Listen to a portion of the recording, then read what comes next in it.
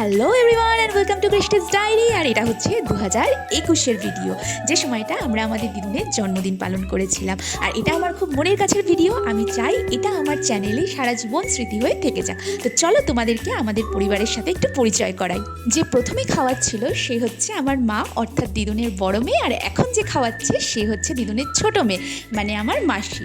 আর মাঝে আমার মামা আছে, কিন্তু মামা সেই সময় অফিসে থাকার জন্য এই সকালের সময়টায় আমাদের সাথে ছিল না, বিকালে অবশ্যই আছে।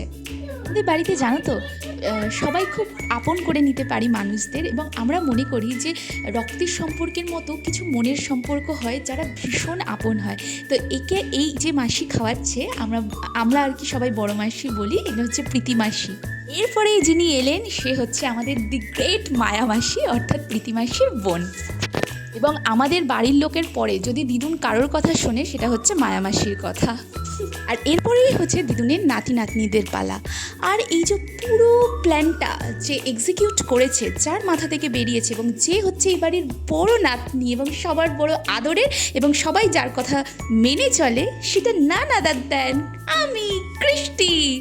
এই যে বাড়ির মস্তিখোর, যে সবসময় মানুষকে হাসাতে পারে এবং যার হাতে কোনো টাকা বাঁচে না, এতই খরুচে মানুষ, সে হচ্ছে আমার বোন, মানে দ্বিতীয় নাতনি দিদুনের।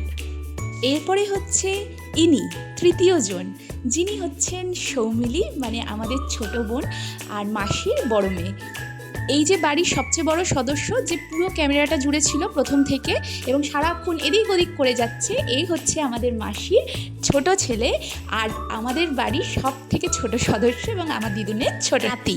Happy birthday to you, happy birthday to you, happy birthday dear দিদুন, হ্যাপি বার্থডে টু ইউ।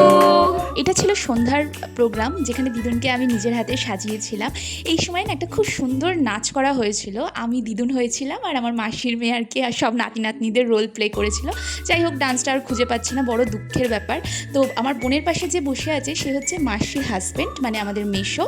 মামা অনেক পরে অনুষ্ঠানটা জয়েন করে, তাই আর মামার ভিডিওটা বোধহয় সেই সময় নেওয়া হয়নি। যাই হোক, এইটা ছিল টোটাল অনুষ্ঠানের একটা ভিডিও, এবং সবাই দিদুনকে এই সময় কেক খাওয়াচ্ছিল, অনেক উইশেস দিচ্ছিল, এবং মায়ামাসি একটা শাড়ি গিফট করেছিল, যেটা আমার মনে আছে এখনও, আর খুব এনজয় করেছিলাম এটা।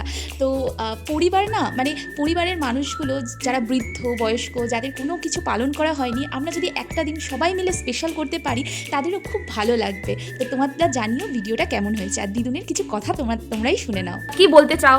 ভালোই লাগলো, ভালো লাগলো। আর আর আর শান্তি হলো। আর সবাই তোরা ভালো থাক, একটু ভালো করে ভাষণ দিতে পারো, ভাষণটা একটু ভাষণটা একটু বলো।